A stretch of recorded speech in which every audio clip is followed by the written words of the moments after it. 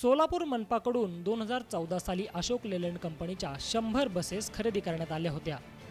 काही दिवस रस्त्यावर आलेल्या या बसेसच्या साठ्यात दोष निर्माण होण्यास सुरुवात झाली आहे। याचा फटका मनपाच्या 87 बसेसला बसलाय।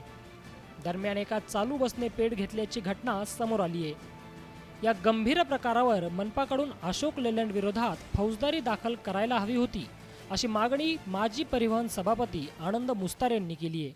पालकमंत्र्याकडे सोलापूर महानगरपालिकेतील सगळे कॅबिनेट आमचे सभापती सगळे मिळून आम्ही एक मागणी केली की त्या कंपनीवर फौजदारी करावी व जे 8-9 महिने नुकसान झालं आहे ते नुकसान भरून द्यावं।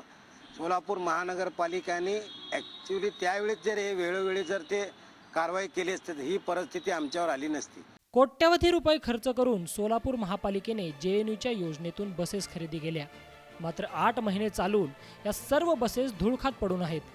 त्यामुळे बस खरेदीसाठी घातलेला पैसा तर वाया गेलाच, शिवाय बस बसून असल्याने होणारे नुकसानही वेगळंच। या संदर्भात प्रादेशिक परिवहन कार्यालयाने ह्या बसेस प्रवासी वाहतुकीस योग्य नसल्याचा अहवाल मनपाला दिलाय। JNUच्या माध्यमातून सोलापूर महानगरपालिकेला 2014 रोजी 100 बसेस मिळाले होते अशोक लेलँड कंपनीकडून। त्यातले 87 बसेस 8 महिन्यामध्ये ते चेसी खराब झालं म्हणून अहवाल आल्यावर ते गाड्या बंद पडल्या। मग त्याच्या विरोधात आम्ही RTOला एक निवेदन दिलं होतं की ते गाड्या हे करून आम्हाला मान्यता मिळते का पुन्हा एकदा, पण RTOनं ते गाड्या पुन्हा रस्त्यावर चालवायला येत नाहीत म्हणून निकाल दिला। अगोदर 1-2 महिन्यापूर्वी ह्या चेसी क्रॅक संदर्भात नवी मुंबईच्या इथं ह्याच धर्तीवर तिथंही 13 बसेसच्या चेसी क्रॅक झाल्या होत्या।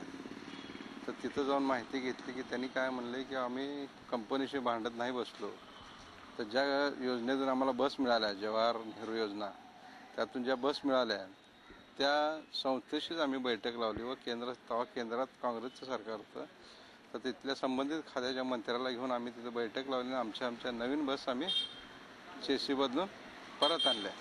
तर त्या धर्तीवर पालकमंत्र्याची बैठक घेतली का त्यात असं ठरलं की JNU या संस्थेमार्फत ज्या बसेस आलेत त्या संस्थेची त्याच्यावर ते खातं नितीन गडकरी साहेबाकडे आहे।